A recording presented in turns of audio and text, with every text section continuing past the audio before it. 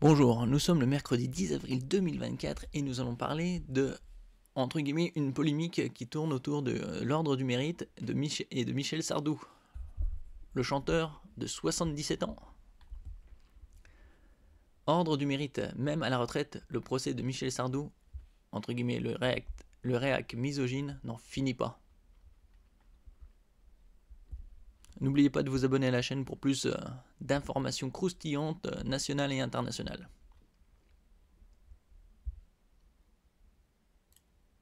Ordre du mérite, même à la retraite, le procès de Michel Sardou, le réac misogyne, n'en finit pas.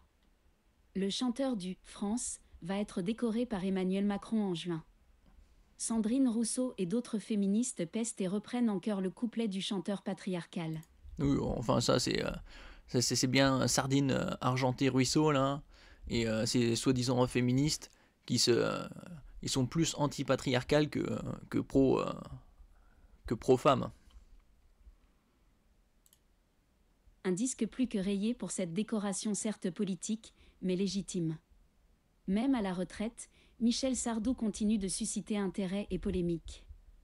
À peine sa tournée triomphale terminée, 400 000 spectateurs pour 60 dates, l'artiste va être élevé au grade de grand officier de l'Ordre national du mérite par Emmanuel Macron en juin selon le Nouvel Obs, la série. Parce que Michel Sardou, c'est la France d'un autre temps, ça, avec Johnny Hallyday qui n'est plus, et Eddie Mitchell, entre autres.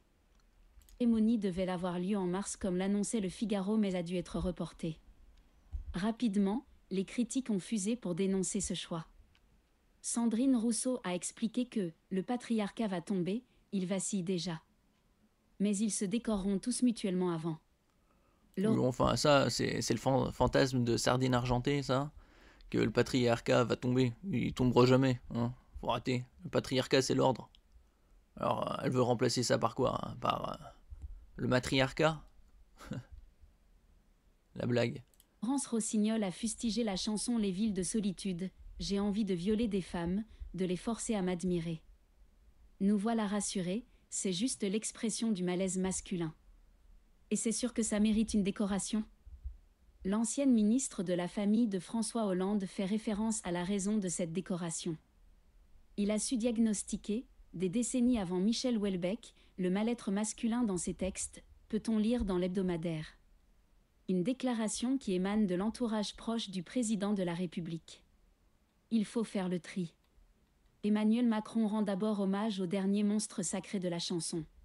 Oui, c'est comme le monstre sacré Gérard Depardieu, hein. Tout le monde le connaissait, qui était un peu borderline, voilà, c'est sa personnalité à lui, et ils en font toute une histoire, même des montages pour le faire passer pour un ogre.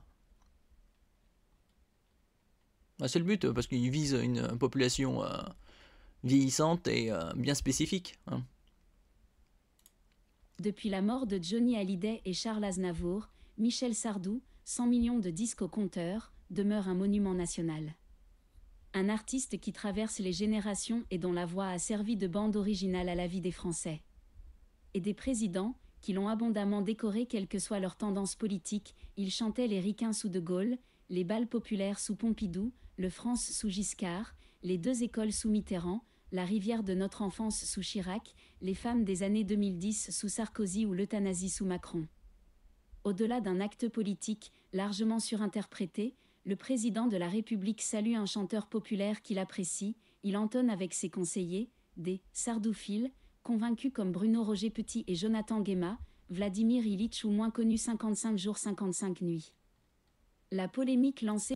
Et vous, pensez-vous que qu'il y a vraiment une polémique autour de Michel Sardou, ou c'est juste un délire de Sardine argentée Rousseau et de quelques autres personnalités politiques?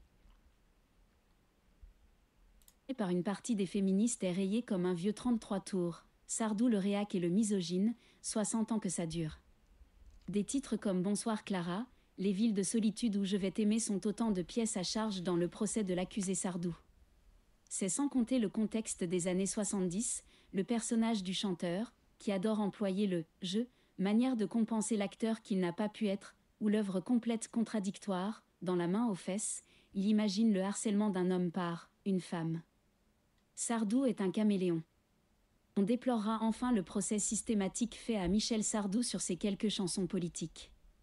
Cité par Rossignol, Les villes de solitude, sorte d'orange mécanique presque d'extrême gauche, offre un retournement de situation. À la fin de la chanson, l'homme désœuvré qui voulait violer des femmes ou crucifier le caissier se rassure, il ne casse rien. Faire de Sardou le représentant de la culture du viol est une grossière erreur. Ou de la malveillance. 6 ans après la polémique du titre de Sardou, Berger et Plamondon composent Quand on arrive en ville. Faut-il en rappeler les paroles? Qui est-ce qui viole les filles, le soir dans les parkings?